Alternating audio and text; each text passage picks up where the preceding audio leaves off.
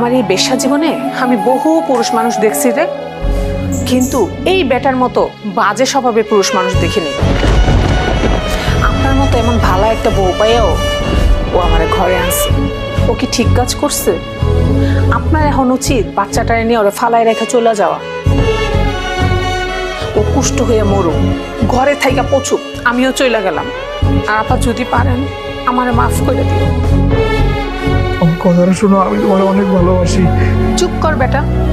আগে ভাবতাম বাইরের মাইয়া মানুষের জীবন কতই না সুন্দর, আর এখন তোর লগে আইয়া বুঝছি বাইরের মাইয়া মানুষের জীবন কত সুন্দর।